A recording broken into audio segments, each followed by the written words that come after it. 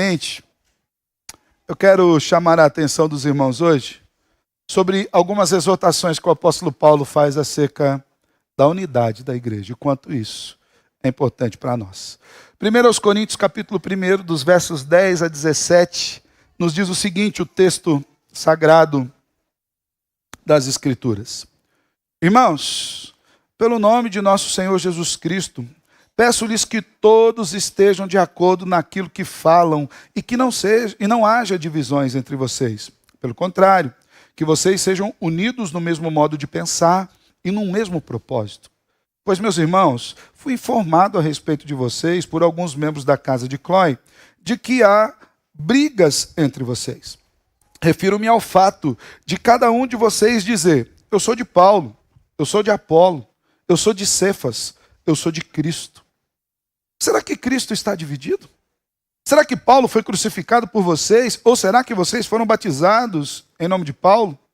Dou graças a Deus por não ter batizado nenhum de vocês, exceto Crispo e Gaio, para que ninguém diga que vocês foram batizados em meu nome. Batizei também a casa de Estéfanas. Além desses, não me lembro se batizei algum outro. Afinal, Cristo não me enviou para batizar, mas para pregar o evangelho, não com sabedoria de palavra, para que não se anule a cruz de Cristo. Até aqui, irmãos. Vamos orar? Te louvamos, Deus, porque o Senhor nos dá a oportunidade de abrirmos as Escrituras, debruçarmos sobre elas e aprendemos a verdade do Senhor. Queremos lhe pedir que o Senhor nos ajude. Como esse bom pastor que nós acabamos de ler no Salmo 23 e que acabamos de cantar, que nos conduz a pastos verdejantes, a águas de descanso, que o Senhor assim o faça nessa manhã. Que a tua palavra seja alimento, seja água para matar a nossa sede. Que a tua palavra seja fortalecimento para a nossa alma, em Cristo Jesus. Amém. Irmãos, talvez eu vou falar um pouquinho rápido hoje, porque o sermão é um pouco longo. Mas não fique preocupado com o horário. Desligue seu relógio. É mais tranquilo. Mas nós vamos tentar manter no horário correto. Quero fazer uma pergunta para vocês. Eu gosto de começar os sermões com perguntas. Eu gosto. Eu acho que não é apenas um exercício retórico. É uma forma de nós meditarmos acerca da verdade que nós vamos estudar aqui. Como nós temos colaborado para a comunhão na igreja? Como eu, como você, tem colaborado para que haja comunhão na igreja. Só para a gente entender um pouco mais, a comunhão ela é uma construção feita por várias mãos. A comunhão ela não é uma obra solitária, realizada pelo esforço de uma única pessoa. A comunhão, de fato, é uma obra que é construída através do relacionamento dos irmãos. É impossível que eu queira ter comunhão com você como uma via única e você rejeite essa comunhão e que nós tenhamos comunhão. Ela é preciso de uma resposta, é preciso de um andar junto. Na verdade, só o fato de não colaborarmos, ou se porventura não estivermos colaborando para a construção de uma comunhão na igreja, nós já tornamos essa tarefa muito mais difícil, é aquilo que eu falei. Imagina que eu vou em sua direção para que tenhamos comunhão e você rejeita essa comunhão. Só o fato de você rejeitar a comunhão já está atrapalhando a comunhão. Já é um entrave para a comunhão. Você já ouviu o ditado de quem não ajuda atrapalha? Jesus afirma algo nessa mesma linha. Jesus chega a dizer lá em Mateus 12:30 e Lucas 11:23, quem não é por mim é contra mim, e quem comigo não ajunta espalha. Olha que coisa interessante. Jesus diz que o fato de não estar ajuntando com ele já é uma ação de espalhar. Agora, a questão ela toma uma dimensão ainda maior quando nós falamos de comunhão. Caso nós, além de não colaborarmos com a comunhão no meio da igreja, caso nós venhamos a ser os causadores de divisão no meio da igreja, a responsabilidade é ainda maior. Pior ainda, quando essa divisão ela não é por um motivo justo. Há motivos pelos quais nós podemos brigar. O pastor começou a pregar heresia. Você precisa falar, pastor, não dá. O senhor está lendo um texto aqui, mas está pregando qualquer outra coisa fora desse texto. O senhor não está explicando aquilo que está ali. Ou então, que algum irmão esteja praticando algo contrário à palavra de Deus. Não é disso que está falando. O problema é quando as divisões vêm por gostos pessoais, por inclinações, por percepções pessoais, por inclinações políticas, às vezes por ideologias. Irmãos, isso infelizmente tem causado grandes divisões no seio da igreja, e isso é problemático. Uma das causas dos problemas lá da igreja de Corinto, já falamos que era uma igreja extremamente problemática, e vimos a extensão, grandes problemas que aquela igreja tinha. Mas uma das grandes causas dos problemas da igreja é porque a igreja estava enfrentando uma falta de comunhão. A igreja estava se distanciando da unidade na centralidade de Cristo. Cada um agora começava a pensar do jeito que queria e fazer as suas próprias interpretações e andar pelos seus próprios caminhos sem que eles estivessem unidos por Cristo Jesus. Cada um queria perpetuar os seus gostos, as suas percepções, enquanto eles não focavam naquilo que era principal: tratar dos problemas que estavam atrapalhando a igreja. E é interessante porque uma igreja desunida, ela é problemática, porque ela deixa de olhar para Cristo, que é o centro da sua vida e da sua ação, e começa a olhar para si mesmo. Começa a se preocupar em angariar pessoas ou admiradores para si mesmo. E esse era um dos problemas da igreja de Corinto. Sabe toda aquela lista de problemas que nós vamos ver adiante? Ela começa na falta de comunhão. É por isso que Paulo, quando ele vai começar a tratar dos problemas da igreja, ele começa com uma exortação à unidade. O apóstolo Paulo escreveu essa carta à igreja de Corinto, mais ou menos entre os anos 54 a 55 depois de Cristo. Mas Paulo havia plantado essa igreja ali na sua segunda viagem missionária. E a plantação da igreja de Corinto se deu ali por volta do ano 51. E depois que Paulo plantou a igreja, ele ficou ali durante muitos dias. Não sabemos exatamente precisar quais são esses dias. Lá em Atos 18, versículo 18, nos diz isso. E um ano depois que ele saiu daquela plantação é que ele escreve essa carta. Pode-se inferir, se você for abrir a sua Bíblia aí, dá um pulinho lá para frente no capítulo 5, no versículo 9. Você vai dar uma olhadinha, que no capítulo 5, versículo 9, Paulo diz: já em carta vos escrevi. Ou seja, é possível que Paulo já tivesse escrito outras cartas e enviado para a igreja de Corinto. Nós não temos essas cartas hoje nas nossas mãos, mas tudo indica que ele havia enviado outras cartas, exortando esses irmãos a separar daqueles cristãos que eram imorais. E provavelmente essa carta ela não tinha sido bem recebida pelos irmãos, tanto que ele está tendo que escrever outra carta aqui. Porém, os problemas na igreja não diminuíram, mesmo Paulo já tendo exortado aqueles irmãos. Na verdade, o apóstolo agora, ele recebe um novo relatório acerca da igreja de Corinto, dizendo: olha, Paulo, a situação está mais séria. A igreja está sendo destruída pelas divisões internas. E Paulo, preocupado com a igreja e preocupado com o comportamento de alguns irmãos, ele escreve agora essa outra carta que se tornou a primeira carta que nós temos em mãos. O grande problema da igreja de Corinto, que dava origem aos demais problemas, era que os irmãos de Corinto estavam divididos por causa das suas preferências pessoais. Imagina que aquela igreja tivesse 2 ou 3 pastores. Ah, eu não vou no culto desse aqui não, porque eu gosto do outro lá que prega lá. Esse aqui não prega bem. Imagina que tivesse 2 ou 3 equipes de louvor. A pessoa olhava lá no boletim da igreja, né, e falou: não, quem que vai tocar? Já esse aqui vai tocar. Esse povo toca mal, para chuchu. Talvez fosse a nossa equipe de hoje, tá? Quem sabe, né? Talvez eles olhassem ali na questão do boletim e falassem: ah, não, vai ler esse texto de novo. Essa liturgia, não vou, hoje eu não vou passar. A questão não era um problema teológico. Veja bem, Paulo não mostra em nenhum momento que a igreja estava vivendo disputas por problemas teológicos. Muito pelo contrário.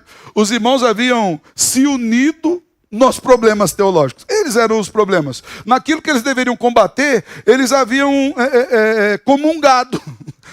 Você via problema de moralidade sexual, problema nos casamentos, ninguém falava nada sobre isso, era Paulo que vinha falar com eles. Problemas no culto, problemas na ceia, problemas com os dons espirituais. Porém, as suas preferências pessoais estavam causando esses estragos. A igreja estava com problemas, mas ainda era igreja de Deus. De forma que Paulo exorta para uma correção, mas uma correção em amor. Às vezes nós olhamos para a nossa igreja, e eu espero que nós, apesar da série dizer que é uma igreja igual a nossa, que nós não identificamos todos esses problemas aqui no nosso meio. Mas possivelmente nós vamos olhar para um irmão ou outro, para alguma questão ou outra, e falar: eu queria que fosse diferente. Eu penso que deveria ser dessa forma. Mas isso não deve nos separar. E digo mais, nós devemos olhar para aqueles irmãos que pensam diferente de nós e amá-los. Porque veja bem, Paulo, diante de todo o relatório que ele recebeu, diante da negação em submissão a outra carta que ele havia enviado, ele exorta os irmãos com muito amor. E eu quero passar para os irmãos aqui 4 aspectos, aqui desses versículos do 10 ao 17, com os quais Paulo exorta aqueles irmãos para uma vida de unidade. E o primeiro é logo um apelo à unidade. Paulo, logo de início, no versículo 10, ele diz: irmãos, pelo nome de nosso Senhor Jesus Cristo, peço-lhes que todos estejam de acordo naquilo que falam e que não haja divisão entre vocês. Pelo contrário, que vocês sejam unidos no mesmo modo de pensar e no mesmo propósito. Paulo inicia a sua exortação se dirigindo à igreja de Corinto como irmãos. Veja bem, olha que coisa linda, irmãos, eu particularmente acho isso. Paulo começa os 3 primeiros versículos dizendo: vocês são a igreja de Deus, foram comprados por Cristo Jesus, foram chamados para a vida de santidade. Dos versículos 4 até o 9, Paulo fala: olha, Deus derramou todos os recursos necessários sobre vocês para que vocês vivam esse propósito de Deus para vocês. Agora, vocês estão fora do caminho. Paulo não diz pecadores inveterados. Ele diz: irmãos, preste atenção. Nós somos irmãos espirituais. Nós somos chamados a considerarmos-nos uns aos outros. Olha o que Paulo diz: pelo nome do Senhor Jesus. Uma vez que nós fomos chamados a essa comunhão com Cristo Jesus, versículo 9, se você tiver com a sua Bíblia aberta, eu até recomendo que você não feche, a gente vai usar bastante a Bíblia aí. Inclusive é um sermão e ele tem que estar fundamentado na Bíblia, e como os irmãos bereanos, você tem que estar aí. O pastor citou um versículo, vê se existe o versículo. Às vezes tem gente, né? Graças a Deus não faço isso. Mas tem gente que cita um versículo, os irmãos não sabem mesmo, ele passou por versículo. Então, vai conferindo ali cada um dos versículos. Olha o que diz o versículo 9. Fiel é Deus, pelo qual vocês foram chamados à comunhão em seu Filho, Jesus Cristo nosso Senhor. E aqui Paulo diz: meus irmãos, olha só, é pelo nome de Jesus Cristo que nós somos chamados a essa comunhão. E nós precisamos entender e compreender que essa comunhão inclui unidade, harmonia, em vez de divisão, em vez de rivalidade. O apóstolo apresenta aqui um apelo para que a igreja do Senhor esteja junta. E ele faz isso através da fraternidade cristã. Esse é o fundamento do apelo. Se Jesus Cristo, pela sua graça, nos tornou em um, tornou aquela igreja em um corpo, e se eles, aquela igreja e nós, somos participantes desse corpo de Cristo, então nós devemos de fato nos transformar naquilo que nós fomos chamados a ser. Pelo nome de nosso Senhor Jesus, eu peço que vocês andem de acordo, vocês são o corpo. Eu gosto muito da figura bíblica do corpo. Porque o corpo, ao mesmo tempo que ele é uma unidade, nós temos um corpo, você não tem dois, tem um corpo. Essa unidade é composta de várias particularidades. Por exemplo, o dedinho mindinho do seu pé. Você lembra quando você bate ele de madrugada indo no banheiro? Mas quando você bate o dedinho na quina, assim, sabe? Aquela... O que sente a dor? O corpo todo. Quando algum órgão desse corpo está doente, nós dizemos que o corpo está doente. Paulo está dizendo, irmãos, nós somos esse corpo. E nesse apelo, Paulo usa dois termos gregos muito interessantes. O primeiro desses termos é divisões e o segundo é unidos.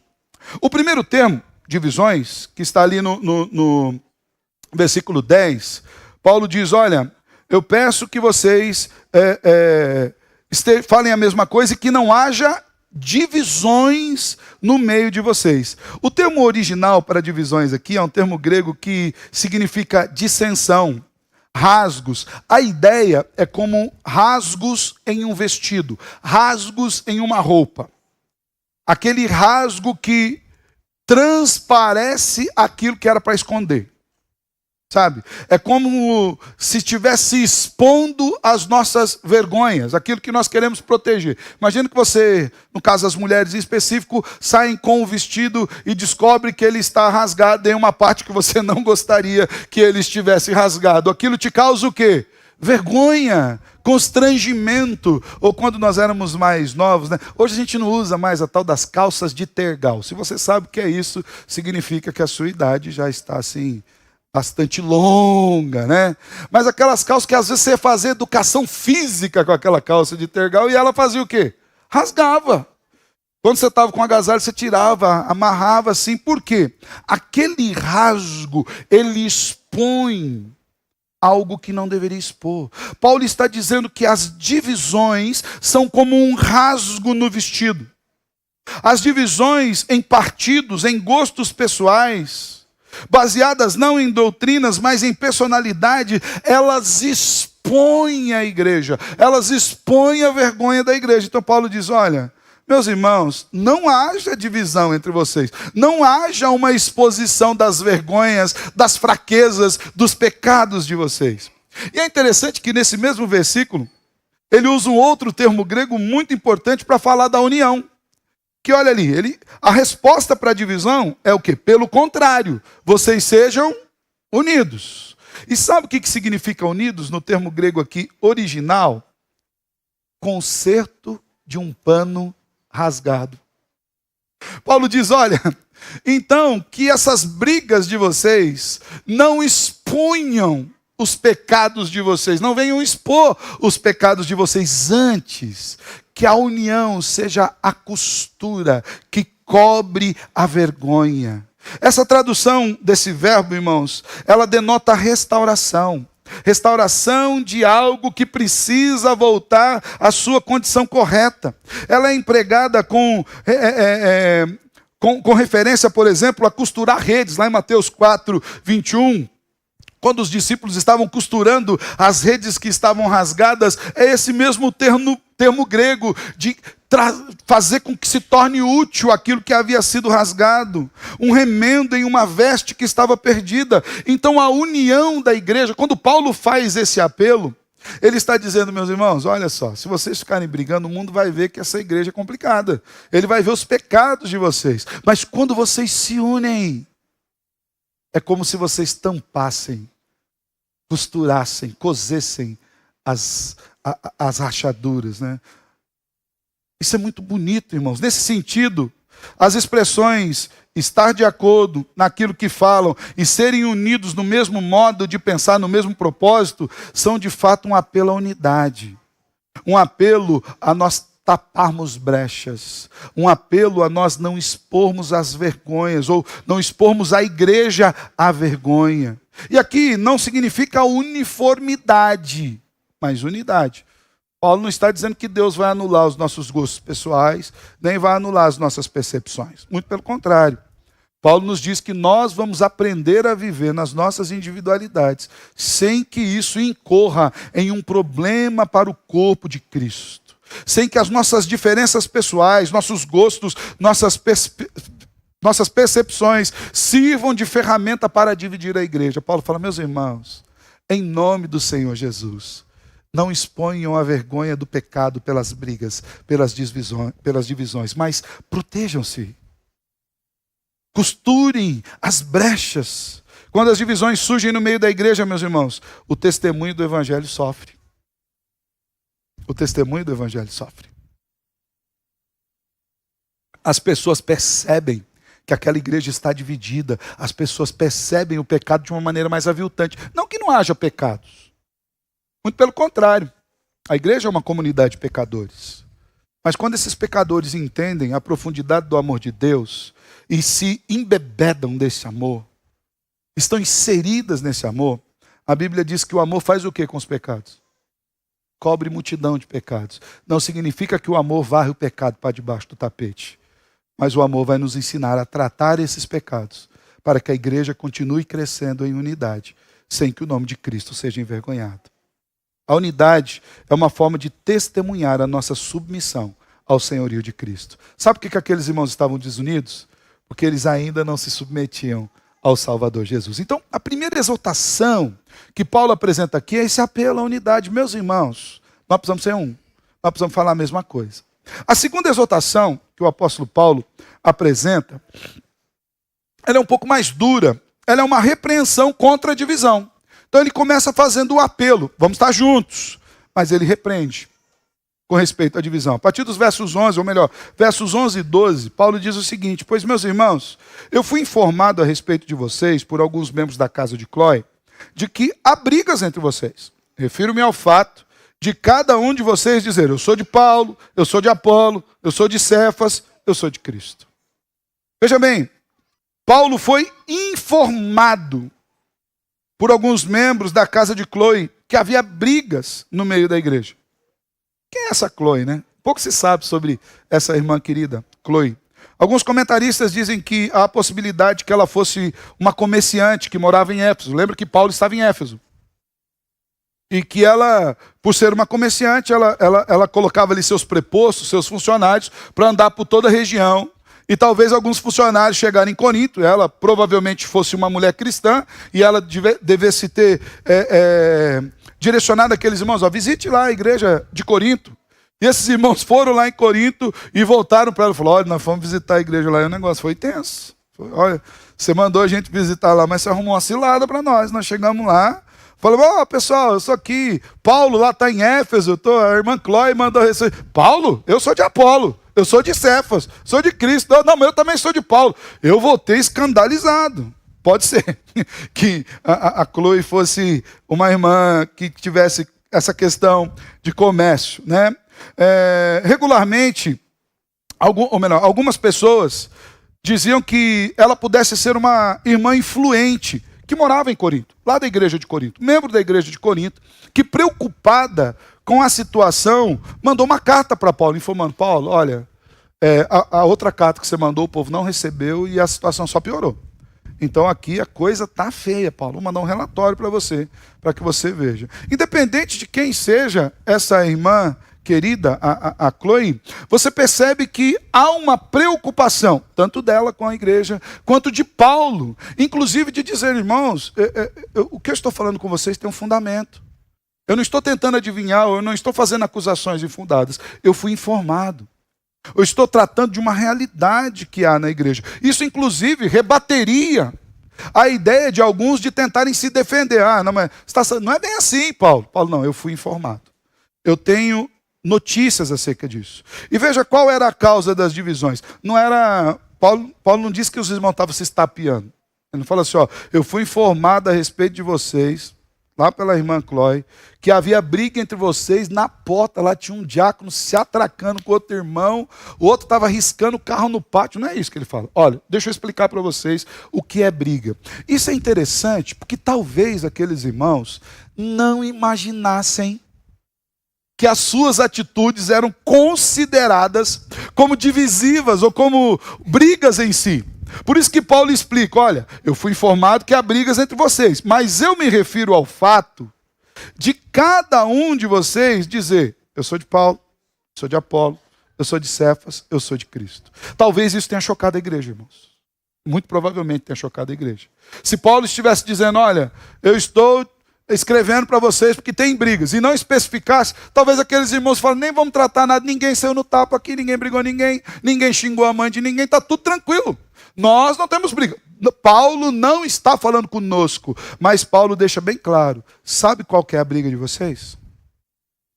A briga de vocês são os gostos pessoais de vocês em relação à liderança da igreja. Refiro-me ao fato de cada um de vocês dizer: eu sou de Paulo, sou de Apolo, sou de Cefas, eu sou de Cristo. Eu não sei se você percebeu, mas há uma espécie de hierarquia crescente aqui no argumento de Paulo. Por exemplo, uns diziam: eu sou de Paulo. Quem era Paulo? Paulo foi o plantador da igreja, foi o fundador da igreja. Ele era conhecido como apóstolo dos gentios. Quem dizia ser de Paulo estava afirmando que fazia parte dos membros fundadores da igreja. Ó, esse povo que está brigando aqui, eu sou dos que plantou. Eu estava aqui, ó, junto com Paulo, quando plantou a igreja. Eu estava aqui desde o começo. Esse partido, os paulinos ali, provavelmente eram formados principalmente por gentios. Paulo era apóstolo dos gentios. Paulo pregava o evangelho da liberdade cristã e o fim da lei. É muito provável que esses que se diziam ser do partido de Paulo queriam converter a sua liberdade em licenciosidade, utilizando do seu cristianismo como desculpa para fazer o que queriam, usando a liberdade cristã como desculpa. Olha, eu sou de Paulo. Paulo pregava liberdade, falava que esse negócio de lei é legalismo, então eu faço o que eu quero. Olha que coisa interessante. Ainda aqueles que diziam que eram de Apolo. Quem era Apolo? Em Atos 18, dos versos 24 a 25, nos diz que Apolo era um judeu, natural de Alexandria, homem eloquente e poderoso nas Escrituras. Ele era instruído no caminho do Senhor e, sendo fervoroso de espírito, falava e ensinava com precisão a respeito de Jesus, conhecendo apenas o batismo de João. Olha só, Paulo havia tido uma experiência, um conhecimento com o batismo de João Batista, e a partir dessa realidade ele conheceu Cristo Jesus e toda a sua enormidade, e ele era um grande pregador.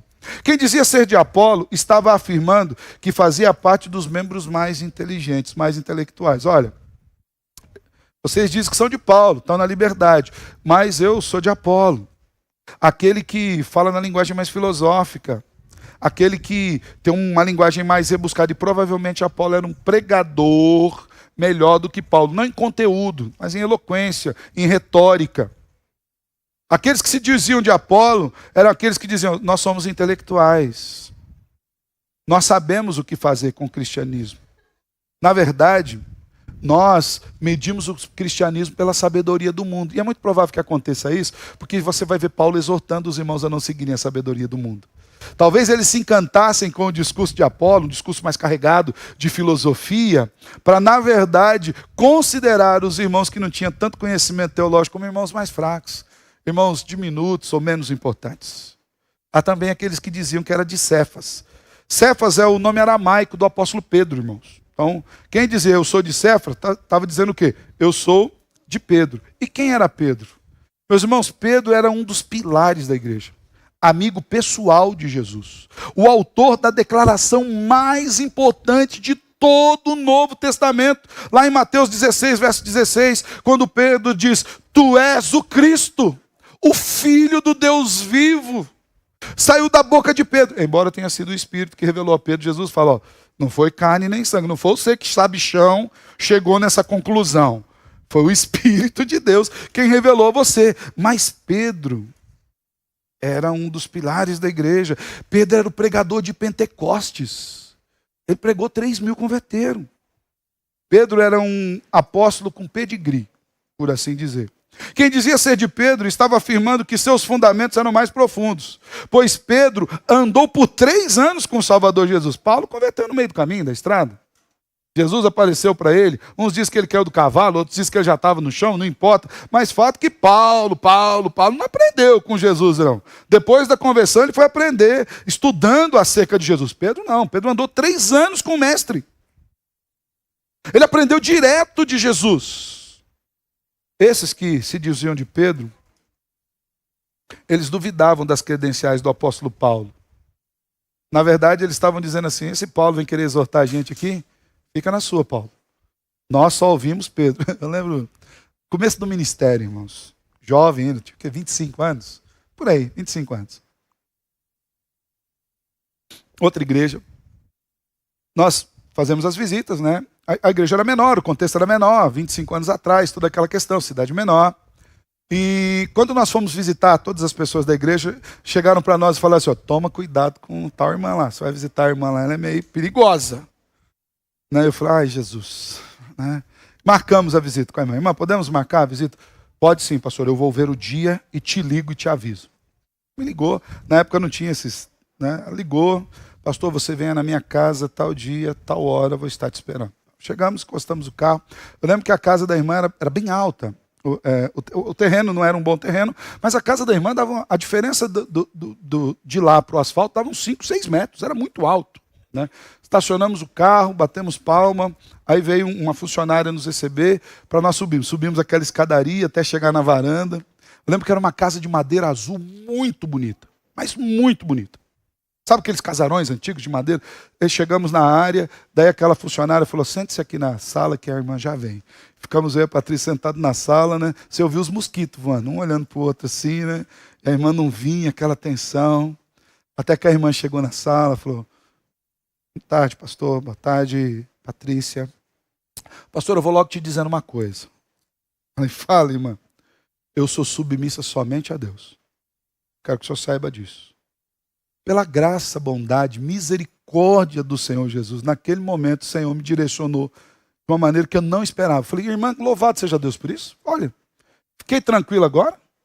A senhora não acredita o peso que a senhora tirou das minhas costas. Porque sei que a senhora é uma das fundadoras aqui, membro da igreja há muito tempo. E eu sou um pastor jovem, 25 anos de idade, cheguei agora. E a senhora me dizendo que a senhora é submissa somente a Deus, a senhora tranquilizou meu coração. Porque uma mulher submissa a Deus vai conseguir se submeter a um pastor tão jovem quanto eu, se for necessário. E sobrevivi àquela visita, irmãos. Aqueles irmãos que diziam que era de Pedro, eles olhavam para Paulo com desprezo. Olha só, eles olhavam para Paulo com desprezo. Quem é esse? O cara aprendeu depois. Mas o mais provável, irmãos, o mais provável é que aqueles que se diziam seguidores de Pedro eram judeus que estavam tentando ensinar que o homem devia de novo observar a lei. Era gente legalista, que estava exaltando a lei e diminuindo a graça. Por fim, há aqueles que diziam, eu sou de Cristo. Fala, pastor, isso aí está tranquilo, né? Cristo dispensa apresentações, né? É o próprio Senhor, é o próprio Salvador, é o Filho do Deus vivo, é o Verbo encarnado. É aquele que veio em carne, que habitou entre nós. Cristo é o próprio Evangelho, é o Cordeiro de Deus que tira o pecado do mundo. Cristo é o bom pastor. Embora dizer-se de Cristo possa parecer o ideal, aqueles que estavam fazendo essa afirmação, na verdade estavam dizendo que não iam se submeter a nenhum dos outros anteriores. Vem com esse papo de Paulo, de Apolo, de Pedro para mim. Meu negócio é direto com o Salvador. Eu não me submeto a nenhum tipo de liderança humana. Isso, na verdade, não era uma submissão a Cristo, mas era uma declaração de autossuficiência arrogante. Senão, Paulo não estaria corrigindo. Como Paulo estaria corrigindo aqueles irmãos que dizem, eu pertenço a Cristo? O problema é que o pertencer a Cristo aqui não era uma declaração de fé. Era uma autoafirmação arrogante. Eu não preciso desses caras aqui não. Quem são esses?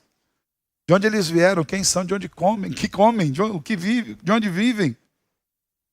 Então perceba que as divisões na igreja elas estão fundamentadas em percepções e gostos pessoais. Alguns comentaristas até dizem que a questão da escolha entre Paulo, Apolo, Cefas e Cristo tinha relação com a capacidade que cada um deles tinha de pregar. Por exemplo, Paulo, embora pregasse o puro evangelho, Paulo pregava comprido, irmãos. Vocês acham que eu prego longo?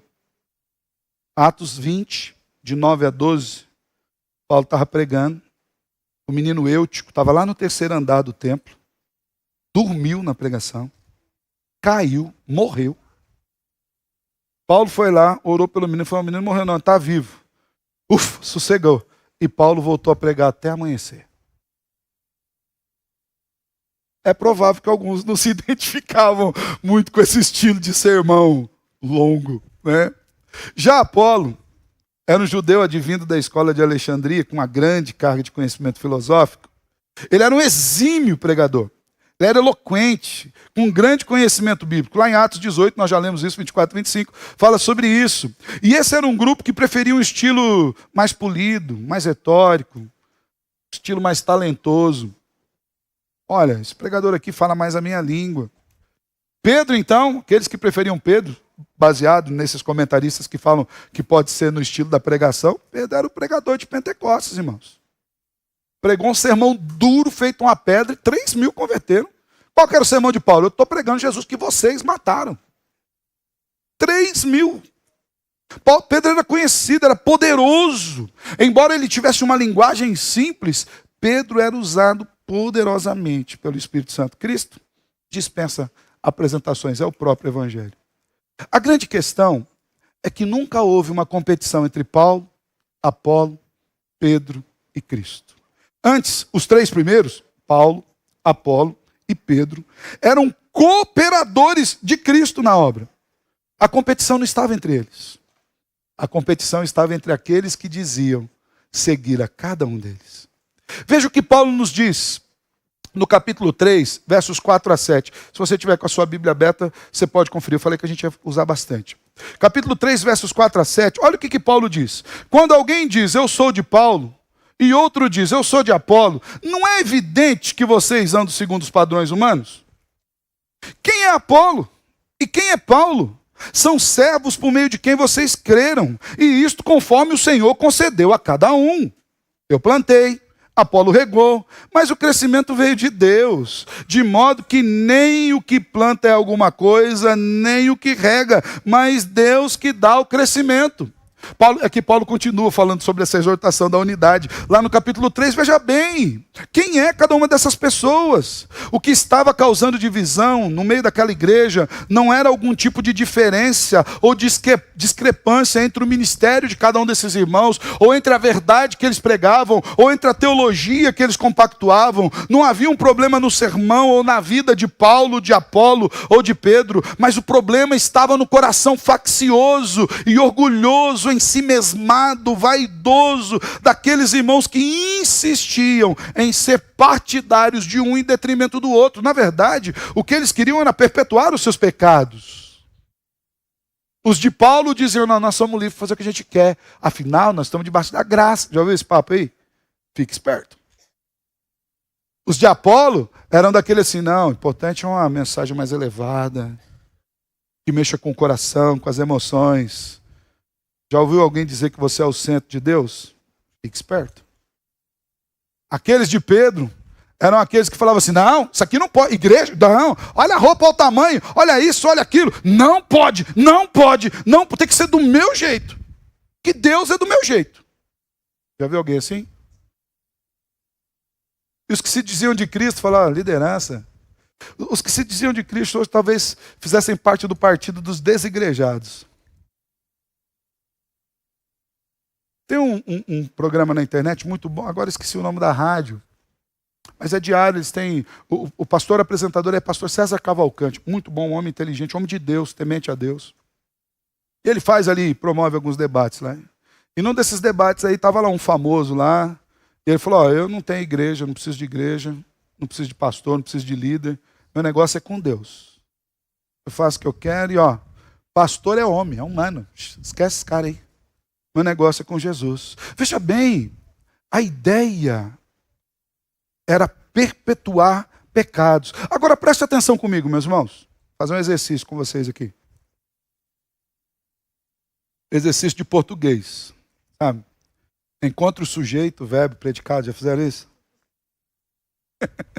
Nós vamos encontrar o sujeito. Quem é o personagem principal desses versículos? É Paulo? É Apolo? É Cefas? Ou Pedro? É Cristo? Nenhum deles. O personagem principal desses versículos é o eu. Eu sou de Paulo. Eu sou de Apolo. Eu sou de Cefas. Eu sou de Cristo. A divisão é um problema do coração. A divisão é uma necessidade, um desejo de perpetuar o eu.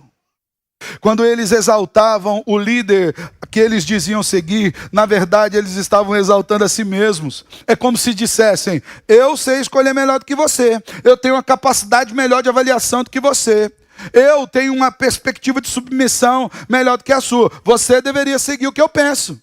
Porque olha só, eu sou desse aqui. A ironia é que essas pessoas que tiveram seus nomes identificados como partido, Paulo, Apolo e Cefas, eles repudiavam a existência de grupos e contendas.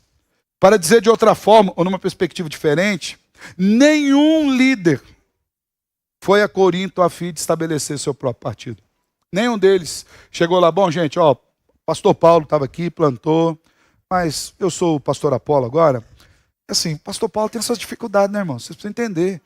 Cansadão, já apanhou bastante. O negócio dele é viajar, irmãos, fazer missão. Pastor Paulo ficou aqui, o tanto que ficou uns dias, Caiu fora. Eu sou pastor Apolo, agora eu vou ensinar para vocês. Não aconteceu de o pastor Apolo sair, eles convidaram o pastor Pedro para pregar numa conferência teológica de crescimento de igreja. E o pastor Pedro chegou lá e falou: irmãos, quantos converteram aí? Quantos membros tem essa igreja aqui? Esse povo tem pregado aqui há quanto tempo? Aí eu preguei lá em Pentecostes 3.000, né? Não aconteceu isso. Não havia divisão entre eles. Mas quando Paulo os exorta, ele está quebrando essa ideia de divisão. Mais uma vez eu quero chamar a atenção para a forma da exortação de Paulo. Porque Paulo usa 2 vezes um termo inclusivo. Eu tenho dificuldade com esse negócio de inclusivo hoje, tá? Toma cuidado com esse negócio de igreja inclusiva, Bíblia inclusiva. Tá? Isso aí, na verdade, é gente querendo perpetuar pecado também. Mas Paulo se inclui aqui. Porque na exortação ele fala: irmãos, eu faço parte. Nós estamos juntos. No versículo 11 ele usa de novo: meus irmãos. Isso aponta para o fato de que o próprio apóstolo não estava preocupado com qualquer espécie de hierarquia na igreja. Todos nós somos iguais, todos somos servos, todos somos um corpo, todos estamos unidos no Senhor, a saber, todos somos de Cristo.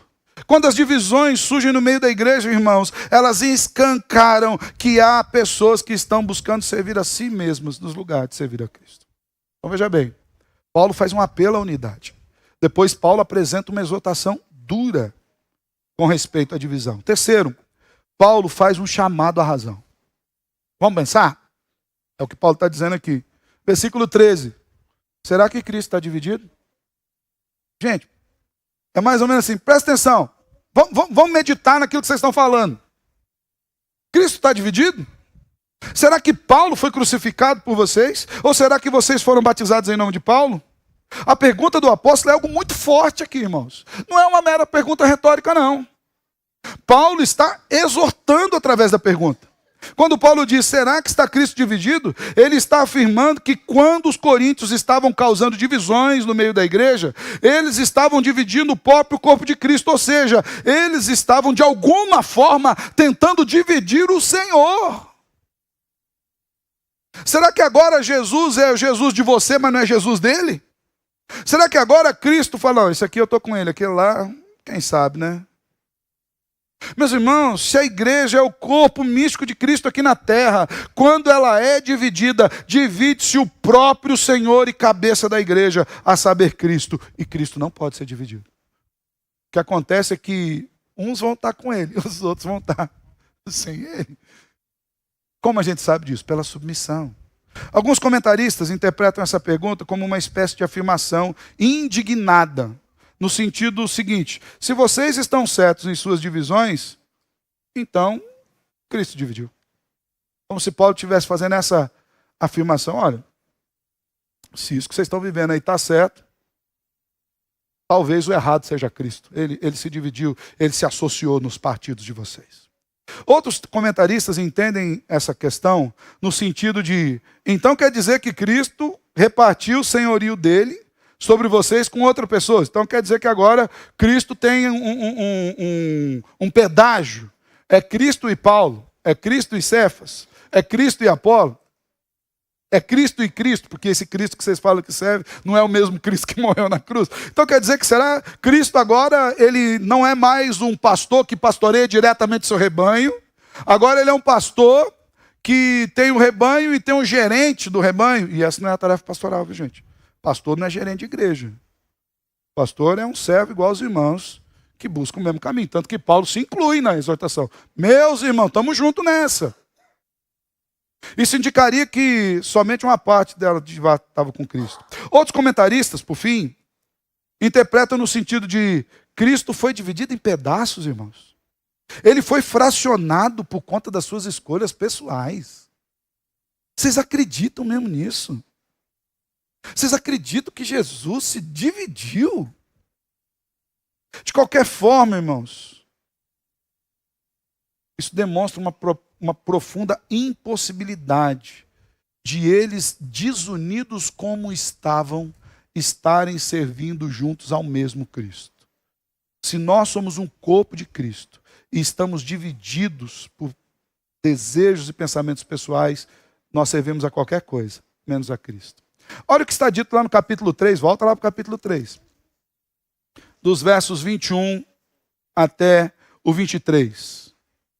Portanto, ninguém se glorie nos homens, porque tudo é de vocês. Seja Paulo, seja Apolo, seja Cefas, seja o mundo, seja a vida, seja a morte, sejam as coisas presentes, sejam as futuras, tudo é de vocês, e vocês são de Cristo, e Cristo é de Deus. Vocês estão preocupados com essas coisas? Não há divisão. Como nós já vimos anteriormente, toda divisão tem como personagem principal quem? O eu. E não a Cristo. As divisões na igreja, irmãos, nascem de uma falsa compreensão de que nós somos, de quem nós somos em Cristo. Cristo é o Senhor. Veja como Paulo sempre trabalha com os irmãos. Ele fala, irmão, será que foi Paulo crucificado por vocês? É Cristo. Será que foi Paulo? Vocês foram batizados em nome de Paulo? Foram em nome de Cristo. Isso vale para Apolo, isso vale para Cefas. Aqui Paulo falou, já que é para tratar desse assunto, vamos tratar de mim. Porque imagine se Paulo fala, será que vocês foram batizados em nome do Apolo? Aqueles que eram do partido de Paulo, eu falo, tá vendo? Nós fomos certos. Paulo fala, ele se coloca nisso. Irmãos, quem foi que morreu por nós?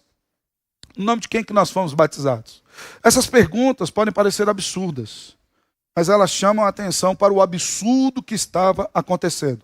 É óbvio que Paulo não foi crucificado pela igreja, e ninguém mais foi crucificado. Nem ele, nem ninguém, só Cristo morreu por nós, foi crucificado. É óbvio que ninguém da igreja foi batizado em nome de Paulo, nem no nome dele, nem no nome de nenhum outro, porque é só no nome de Jesus Cristo que nós recebemos o batismo. Quando os coríntios recebem o sinal do batismo, eles foram batizados em nome do Pai, do Filho e do Espírito Santo, conforme diz Mateus 28:19, ou diretamente no nome de Jesus, Atos 2:38, Atos 10:48, Atos 19:5.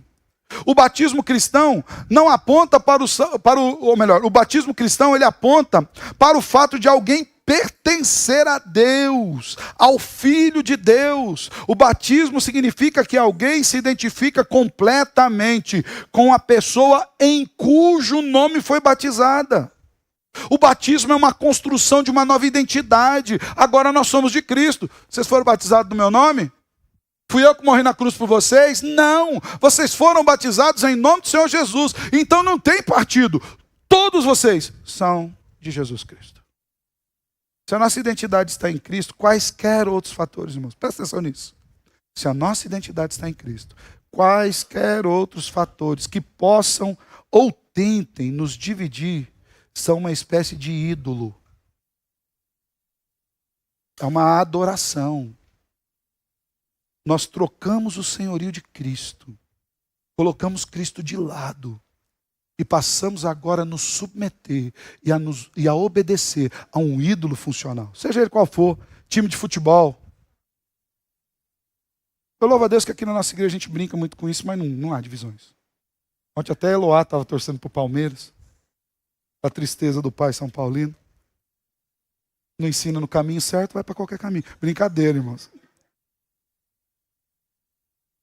O que nos divide? Tem igrejas que são divididas por conta de coisas assim, tão ínfimas, tão pequenas, que não vale nada. Preferências políticas, irmãos. Eu sou de direitos. Eu falei que se você é cristão e precisa se identificar como direita ou esquerda, você está sendo cristão errado. Você é cristão, ponto. Você é só cristão. Às vezes preferências políticas têm rachado igrejas. Ideologias. Até algumas que a gente não identifica. Conservadorismo. Conservadorismo sem evangelho é moralismo puro. É deísmo. É uma tentativa de ser bom sem Deus. Justiça social. Sem Cristo é só assistencialismo. Não adianta nada você dar uma cesta básica e não levar a salvação. Você vai alimentar a pessoa para levá-la para o inferno alimentada. Estou dizendo que você não dá a cesta, estou dizendo dê a cesta e dê o alimento verdadeiro. O pão da vida. Preferências pessoais. Não. Temos na igreja o grupo das irmãs que gosta de parto normal. O grupo das que gosta de cesariana. Mas você precisa... Você deixa fazer parto normal, quem vai sentir a dor é ela. Deixa fazer cesárea, quem vai estar com a cicatriz é outra. Isso às vezes divide igreja, educação de filhos. Ai, meu negócio é homeschooling. Homeschooling. Você sabe fazer homeschooling? Na pandemia, Patrícia falou, amor, vai lá ensinar uma conta de matemática para Isabela. A conta era de divisão. Depois de 50 anos fazendo divisão, como é que você faz divisão? Direta. Pai, quanto que é isso dividido por isso? É isso, filho, põe aí. Não, pai, não é assim. Como não é assim? Isso dividido por isso, dá isso. Mas tinha um processo que eu esqueci que existia na face do universo, que é a decomposição em centena, dezena, unidade. Isso representa quantas centenas? Ou seja, eu tive que aprender de novo. Às vezes isso divide igreja. Qual faculdade vai fazer? Onde trabalha? Onde vai morar? Modelo litúrgico. Ah, não, minha igreja é mais litúrgica, porque nós fazemos assim, assim, assim. Não, minha igreja não tem negócio de liturgia, não. A gente abre a boca, cantar, e quando cansa, a gente prega. Está unido em Cristo? Nós somos batizados em nome de alguma liturgia? Cânticos de louvor. Irmãos, tem igreja sendo dividida por cântico de louvor e hino. Estava poucos dias em aula, pastor testemunhou lá que chegou um irmão, visitou a igreja. No outro domingo o irmão falou, pastor, gostaria de conversar com o senhor. O pastor foi lá conversar com ele, falou, olha pastor, louva a Deus pela sua igreja, eu queria ser membro aqui. Falou, que legal, tal. O pastor imaginou que era alguém que estava vindo, se convertendo, né? Ele falou, não, porque eu venho na igreja, pastor, que não canta mais hino, aqui eu vejo que vocês cantam, fiquei muito feliz, então agora, porque vocês cantam que eu gosto de cantar, eu vou vir para cá. O pastor falou, a gente recebe, né? Mas a gente sabe que é por curto tempo. Que qualquer coisa que ele desgostar, ele vai mudar de novo. As divisões e desuniões surgiram em Corinto, assim como surgem no meio da igreja nos nossos dias. Porque os olhos dos cristãos estão fixados em algum outro ponto que não seja na centralidade e na integridade da obra de Jesus Cristo sobre as nossas vidas. Fomos batizados no nome de quem? Quem morreu na cruz por nós. Por fim, irmãos, vou ser bem rapidinho. Eu falei para vocês que ia demorar um pouquinho, né? Vou ser rapidinho. Paulo termina a exortação com uma firme resolução. Então veja bem, ele faz um chamado à unidade. Ele é duro com respeito às divisões. Ele nos chama à razão. Opa, onde foi que Cristo se dividiu que não me contaram? E ele termina com uma firme resolução. Pode parecer duro o que Paulo vai dizer aqui. 14 a 17. Dou graças a Deus por não ter batizado nenhum de vocês. Imagina se eu visse do pastor. Nós queria louvar a Deus que eu não batizei ninguém de vocês. Mas há um fundamento nisso. Paulo diz ainda aqui, exceto Crispo e Gaio, para que ninguém diga que vocês foram batizados em meu nome. Batizei também a casa de Estéfanas. Além desses, não me lembro se batizei algum outro. Afinal, Cristo não me enviou para batizar, mas para pregar o evangelho, não com sabedoria de palavra, para que não se anule a cruz de Cristo. Por fim, irmãos, Paulo termina essa primeira parte da sua exortação à vida de unidade. Paulo vai continuar exortando com respeito à unidade, até o capítulo 4 ali, tá? De um meio inusitado, né? Ele não pretende depreciar o batismo. Antes, ele apenas quer colocar isso no seu devido lugar, como um ato simbólico que aponta para o fato da identificação dos irmãos com Cristo Jesus pela fé. O que Paulo quer dizer nesses versos é no sentido de, irmãos, eu estou contente de ter me ocupado com a pregação do evangelho em vez de batismos. Porque se tivesse batizado vocês, alguns de vocês poderiam ser tentados a identificarem-se com Paulo e não com Cristo. É isso que Paulo está dizendo. Está dizendo que ele não ama a igreja, ele não está dizendo que ele não queria batizar ninguém. Novamente, irmãos, nós afirmamos que ele não está menosprezando nem o batismo. Ele simplesmente se alegra de que o ato seu, talvez de batizar alguns irmãos, não pudesse ser mal interpretado como uma anexação de homens a si mesmo e não a Cristo. Quando ele afirma, dou graças a Deus porque não batizei a vocês, ele está afirmando que o evangelho é a causa que levam pessoas a serem batizadas. O evangelho, o próprio Cristo. E Cristo é a causa principal e máxima pela qual nós estamos unidos.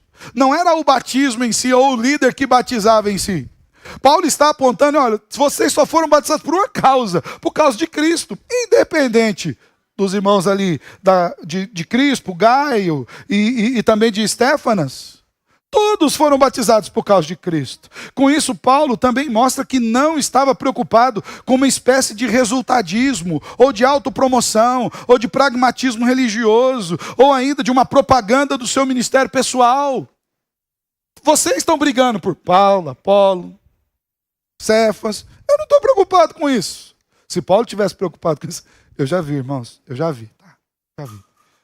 Às vezes chegam alguns currículos para a gente. Ô pastor, vê se tem algum campo na sua região aí. De vez em quando eu vou ler os currículos. A maioria eu não leio, não. Eu passo direto para o presbitério. Até porque eu não posso decidir nada mesmo. Né?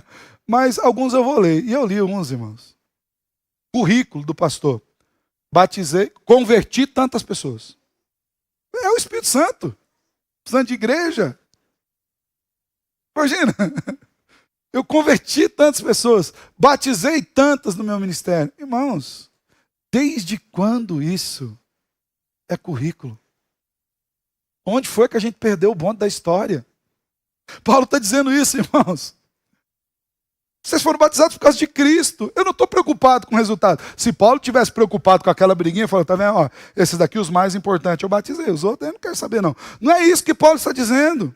Versículo 17 ele diz, afinal, Cristo não me enviou para batizar, mas para pregar o evangelho. Não com sabedoria de palavra, para que não se anule a cruz de Cristo.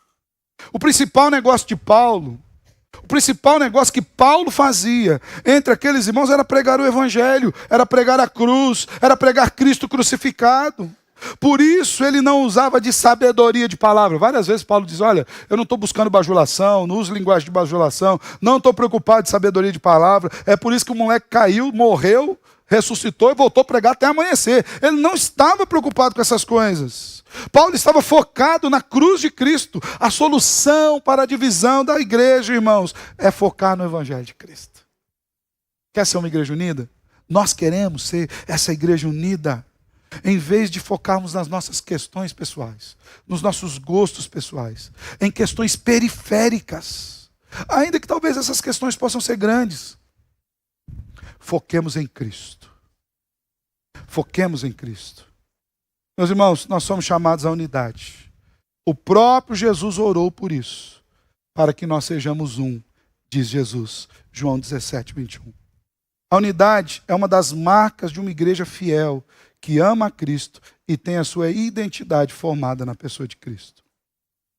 Que nós, eu e você, que nós abandonemos todo e qualquer tipo de partidarismo que possa haver em nós.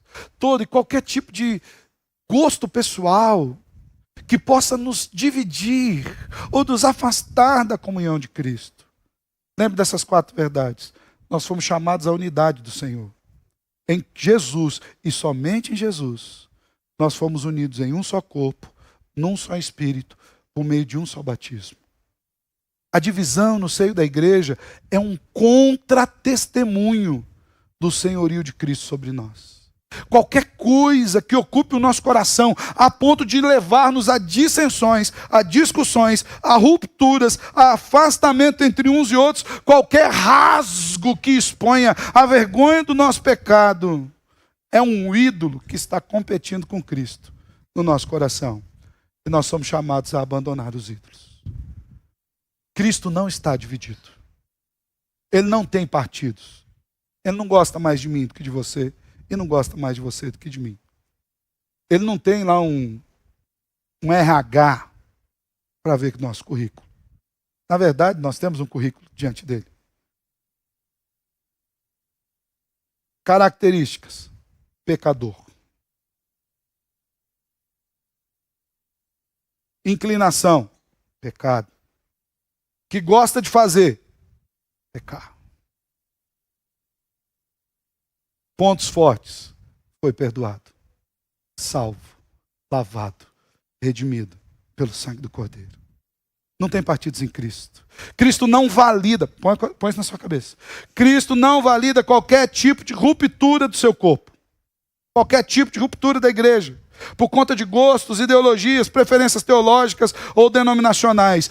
Cristo é tudo em todos. E por fim, lembre-se sempre, o Evangelho, a palavra, Cristo é a solução para contendas. Firmemo-nos no Evangelho. Preguemos o Evangelho, apliquemos o Evangelho, vivamos o Evangelho na sua plenitude e em tudo que nós fizermos. Que o Senhor nos abençoe, amém? Feche seus olhos, quero orar por você. Te louvamos, Senhor, pela tua palavra. Nos ajuda a vivê-la. Se porventura, Senhor, houver divisões no nosso meio, retira em nome de Jesus. Extirpa de nós todo e qualquer tipo de sentimento faccioso que nos afaste do teu amor e da tua graça. E que o Senhor nos conduza sempre em vitória em Cristo Jesus. Amém. Terminando aqui, irmãos, rapidinho.